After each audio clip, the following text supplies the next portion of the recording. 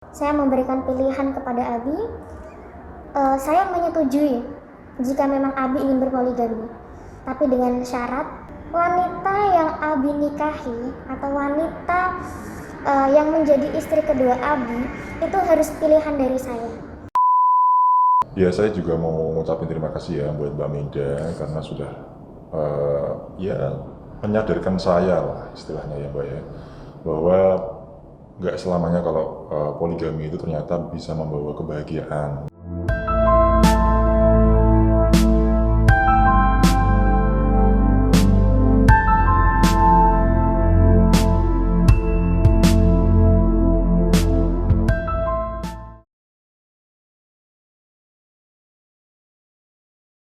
Halo teman-teman Dewi Cinta, masih ingat dengan video saya sebelumnya, yaitu ada sepasang suami dan istri yang datang di kantor praktik saya untuk berkonseling ya.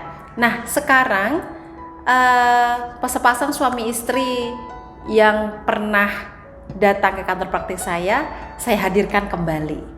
Dan dulu beliau itu melakukan konseling agar bisa menentukan jalan keluar terbaik untuk masalah rumah tangganya. Nah, keinginannya Bapak dulu itu ingin meminta izin menikah lagi pada istrinya. Tapi Ibu tidak ingin dipoligami. Kalau dipoligami, Ibu minta cerai. Nah, sekarang kita dengarkan perkembangan rumah tangganya setelah mengikuti konseling dengan saya. Oke, langsung saja saya tanyakan dulu kabarnya. Gimana nih kabar Bapak sama Ibu? Alhamdulillah Mbak. Baik Mbak. Baik-baik saja Mbak. Oke, alhamdulillah kabarnya baik-baik semuanya ya. Iya Mbak Meda. Ini konseling selanjutnya Mbak ya. Sebelumnya saya sama Abi sudah pernah berkonsultasi dengan Mbak Meda di sini. Saat itu bulan September juga ya Mbak Meda ya, tepat 1 tahun ini. Jadi untuk perkembangannya alhamdulillah Mbak, semuanya sudah semakin membaik karena kemarin Mbak Meda menyarankan kepada saya untuk saya membuat list ketika Bapak poligami, apa manfaat yang akan didapatkan dan apa keburukan yang akan ditanggung. Jadi saya sama Bapak sama-sama mediasi, kita berdua dengan pikiran yang dingin, tenang, tanpa ada emosi dan tanpa ada ego Mbak. Jadi saya sama Bapak sama-sama merencanakan hal itu sesuai dengan saran dari Mbak Meda dan alhamdulillah kita sudah menemukan jalan tengahnya Mbak Meda. Iya Mbak, jadi dari proses kemarin kan saya sama Umi itu membuat list itu ya seperti yang dijelaskan Umi tadi memang betul. Dan dari list-list yang kita buat itu ternyata lebih banyak mudaratnya Mbak kalau misalnya saya berpoligami gitu ya. Jadi kan saya punya usaha bareng sama istri ya, jadi usaha di bidang kuliner, kemudian ada juga di bidang butik gitu ya Mbak ya. Setelah kita pertimbangkan itu memang lebih banyak kalau terjadi keburukan. Jadi nanti dari usaha saya mungkin nanti akan susah nanti kita kelola bareng-bareng begitu. Kemudian untuk anak-anak juga ya Mbak ya. Nanti kan mungkin dari sisi psikologinya itu mungkin berdampak juga nanti ke depannya seperti apa ya anak-anak kami. Akhirnya di situ kami memutuskan untuk tidak berpoligami. Ya, Bapak itu keputusan yang baik dan bijaksana sekali, Bapak. Iya Mbak Meda. Jadi saya ingin menyampaikan juga kepada Mbak Meda. Jadi selama 1 tahun ini saya dan Abi itu sebenarnya sama-sama memiliki ego yang tinggi, membenarkan keinginannya masing-masing sesuai dengan saran dari Mbak Meda. Jadi saya memberikan pilihan kepada Abi, dimana Abi saat itu masih kekeh ingin poligami ya Mbak ya. Saya memberikan pilihan kepada Abi. Saya menyetujui jika memang Abi ingin berpoligami, tapi dengan syarat saran tersebut juga saran dari Mbak Maida yang kemarin Mbak ya. Wanita yang Abi nikahi atau wanita yang menjadi istri kedua Abi itu harus pilihan dari saya. Hingga akhirnya saat itu Abi masih tidak mau menerima itu karena Abi mempunyai target, Abi mempunyai dambaan hati lain.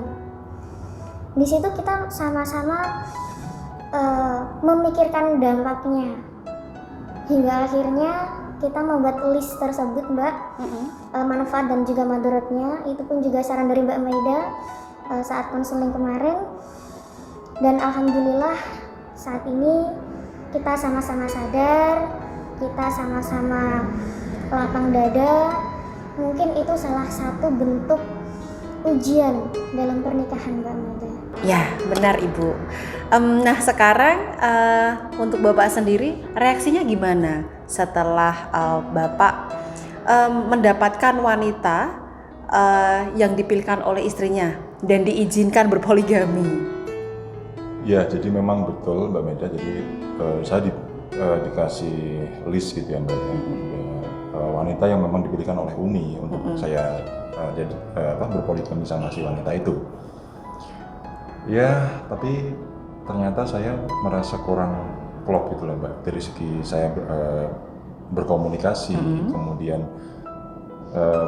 kan kalau saya kan carinya yang mau dibimbing gitu ya Mbak ya. Nah, saya rasa wanita yang dipilihkan oleh Umi itu ternyata tidak sesuai dengan yang saya harapkan sebelumnya gitu. Jadi saya tidak menyetujui hal tersebut. Kenapa tidak menyetujui?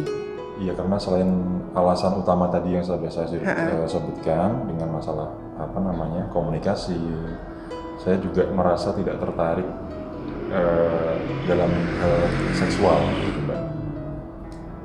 Jadi kurang bergairah ya ketika dipilihkan dengan wanita yang pilihannya Umi gitu ya? Iya, saya merasa seperti itu, makanya saya tidak mengambil jalan poligami tersebut. Oke. Iya Mbak Maida, mohon maaf, sebenarnya dengan tujuan Abi berpoligami ingin membantu orang lain. Nah, wanita yang saya kenalkan kepada Abi itu sebenarnya sesungguhnya wanita yang membutuhkan pertolongan Mbak. Kenapa saya merelakan suami saya menikah lagi dengan wanita pilihan saya? Karena saya tahu yang selalu Abi katakan kepada saya bahwa Abi ingin menolong orang-orang yang membutuhkan, dan saya rasa orang tersebut orang yang tepat untuk Abi tolong sesuai dengan ajaran Islam. Tujuan berpoligami itu seperti apa, dan juga sesuai dengan yang dikatakan Abi bahwa Abi ingin menolong seseorang yang membutuhkan, dan juga Abi ingin membimbing. Seperti itu Mbak Maida. Tapi kan tujuan saya itu untuk buat apa gitu loh Umi, kalau misalnya saya menikahi seseorang tapi saya tidak tertarik dan tidak bergairah sama si orang itu, kan percuma juga. Iya, sesuai dengan niat Abi. Niat Abi ingin menolong orang lain. Niat Abi ingin membantu orang-orang yang membutuhkan. Jika itu tujuan Abi, maka orang tersebut adalah orang yang tepat yang harus Abi tolong. Beda lagi jika Abi ingin berpoligami hanya untuk memuaskan nafsu sesaat Abi. Ya, oke. Saya tahu nih tujuannya gimana dan Ibu maunya bagaimana, Bapak maunya bagaimana. Ya, yang penting kan sekarang sudah tahu ya dampak negatif dan positifnya berpoligami itu apa, kemudian dampak negatifnya ketika kalian berpisah itu seperti apa. Kalian udah pernah nulis dan udah tahu jalan keluarnya yang mau diambil itu seperti apa gitu. Ya, saya juga mau ngucapin terima kasih ya buat Mbak Maida karena sudah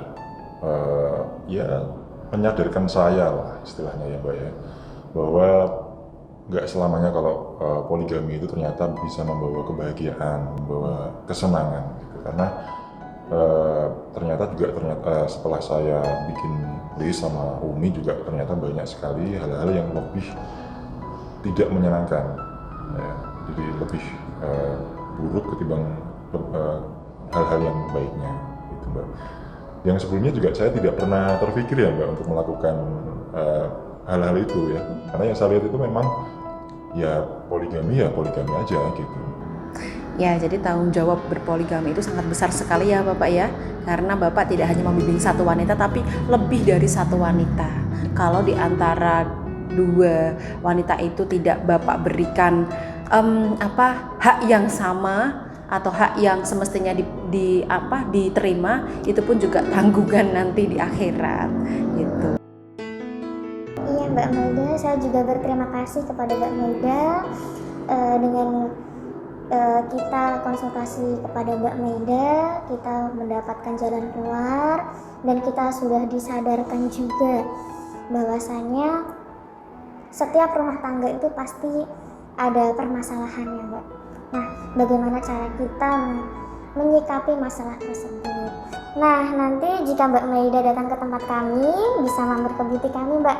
Nanti Mbak Maida bisa memilih gaun apapun yang Mbak Maida inginkan, free ya Mbak Maida, khusus untuk Mbak Maida saya persiapkan itu. Kami tunggu Mbak Maida kedatangannya ke tempat kami.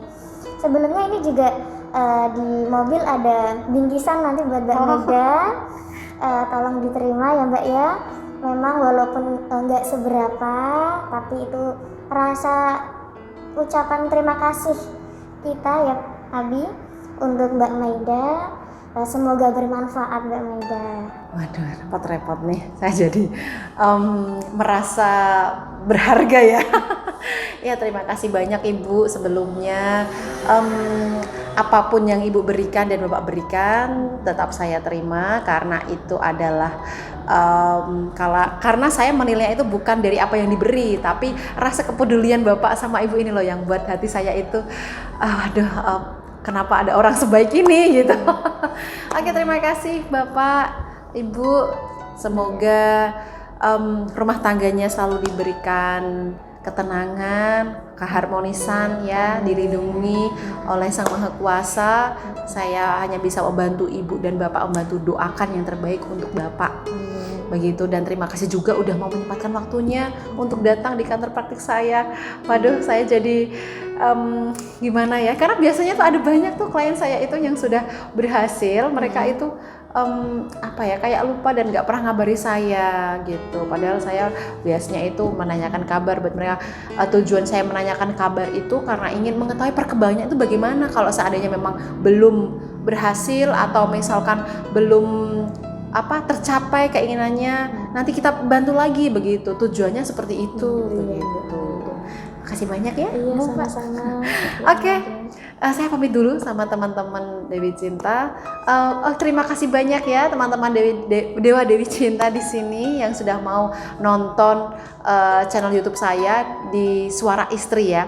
Tunggu saya di episode berikutnya, dan ini sebagai bentuk pembelajaran buat kita semuanya. Bagi klien yang memang ada permasalahan yang hampir sama seperti ini, nanti bisa diceritakan permasalahannya kepada kami, dan insya Allah kami berikan keputusan yang terbaik atau jalan keluar yang terbaik untuk masalah rumah tangganya. Begitu ya. Terima kasih, sampai jumpa.